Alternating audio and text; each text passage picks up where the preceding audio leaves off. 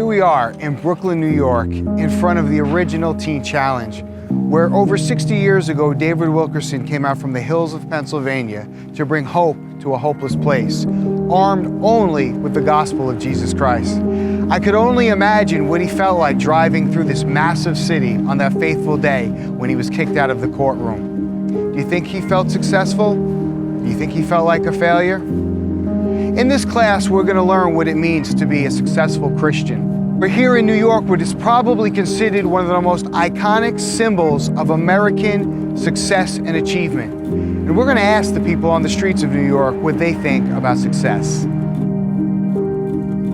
Do not love the world or anything in the world. Anyone who loves the world, love for the Father is not in them. For everything in the world, the lust of the flesh, the lust of the eyes, and the pride of life comes not from the Father, but from the world. The world and its desires pass away, but whoever does the will of the Father lives forever. I think irrespective of what it means to be successful is to be happy, and the pursuit of happiness above and beyond anything else would be my measure of success. I think fame. Fame has a lot to do with it. The more famous you are, the more well-known you are, the bigger company you work for. That really has a lot to do with how people see you in our society. Success is highly based on money more than happiness, I would say. For me, a definition of success would be fulfillment. So then fulfillment, then you have to define what fulfillment means to you. So that could be materialistic or it could be spiritual, I guess. The job of your dreams, money. That's pretty much it. I mean, college, the job of your dreams, and to be able to buy a house. I think people they sacrifice a lot in order to achieve what they want to get or to get that fame. Success comes from hard work in whatever form. Money can manipulate a lot of situations for people. If you have money, you have power in this society. Money allows you the freedom of choice and comfort. In the capitalist world, you cross over that cusp. You know, I mean, you're either a part of the machine or you're not. But unfortunately, it's unstoppable. Whoever loves money never has enough.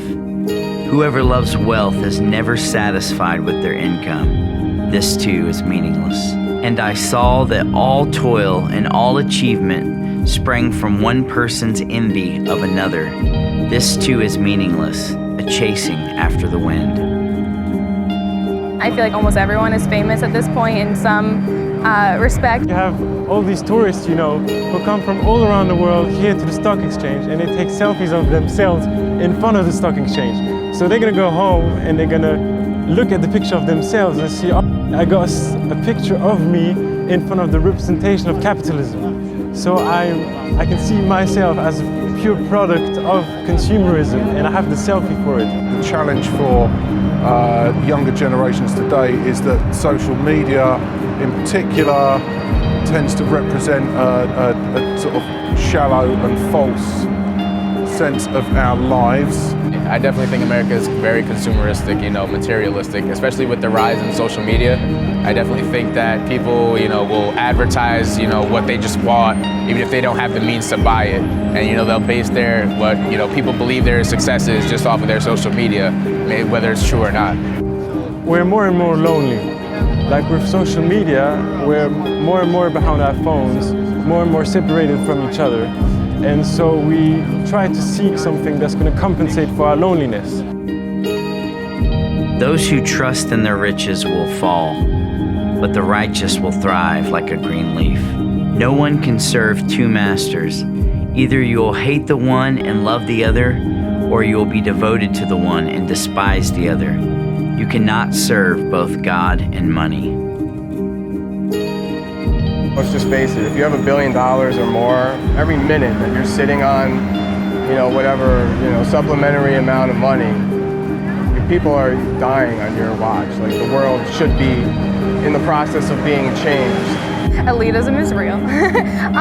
Yeah, I think, you know, and it kind of comes with having that fame and that influence, you know what I mean? Like, you're automatically just put at a different level than other people. I would definitely say that there's people, you know, who would want, money and success for themselves before they would want to give back to their community.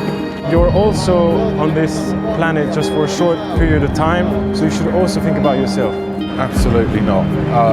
Those that have earned particularly financial independence and success, my belief is that there is an obligation on those people to give more back, to help others, to narrow the gap between the haves and the have-nots.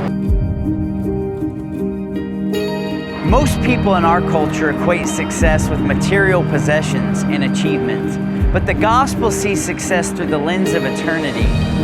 These skyscrapers and man-made marvels will not last forever.